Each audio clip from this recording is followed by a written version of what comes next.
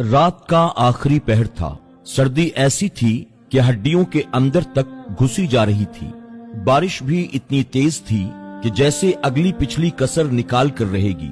मैं अपनी कार में दूसरे शहर के एक कारोबारी दौरे से वापस आ रहा था और कार का हीटर चलने के बावजूद मैं सर्दी महसूस कर रहा था।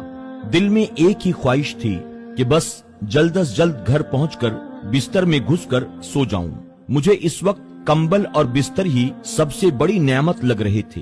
सड़कें बिल्कुल सुनसान थीं, हत्ता कि कोई जानवर भी नजर नहीं आ रहा था।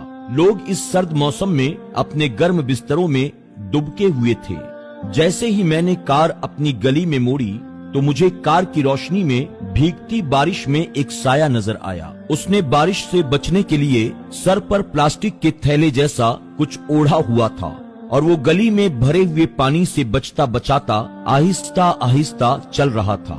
मुझे शदीद हैरानी हुई कि इस मौसम में भी कोई शख्स इस वक्त बाहर निकल सकता है और मुझे उस पर तरस आया कि पता नहीं किस मजबूरी ने उसे इस पहर इस तूफानी बारिश में बाहर निकलने पर मजबूर किया है। मैंने गाड़ी उसके करीब जाकर रोकी और शीशा नीचे करके उससे पूछा, भाई साहब, इस वक्त आप कहाँ जा रहे हैं? आइए मैं आपको छोड़ देता हूँ।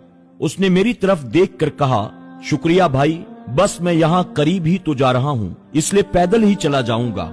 मैंने तजस्सुस भरे लहजे में पूछा, इस वक्त आप कहाँ जा रहे हैं भला? उसने बड़ी मतानत से जवाब दिया, मस्जिद। मैंने हैरानी से पूछा, इस वक्त मस्जिद में क्या करने जा रहे हैं भला?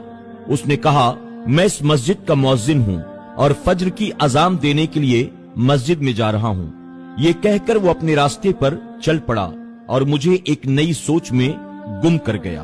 क्या आज तक हमने कभी सोचा है कि सख्त सर्दी की रात में तूफान हो या बारिश, कौन है जो अपने वक्त पर अल्लाह के बुलावे की सदा बुलंद करता है? कौन है जो हमें बताता है नमाज नींद से बेहतर है?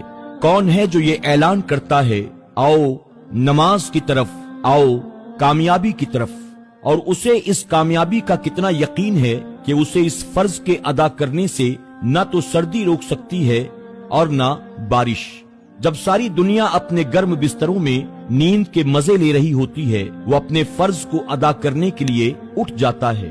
तब मुझे इल्म हुआ कि यकीनन ऐसे ही लोग हैं जिनकी वजह से अल्लाह हम पर मेहरबान है और उन्हीं लोगों की बरकत से दुनिया का सारा निजाम चल रहा है।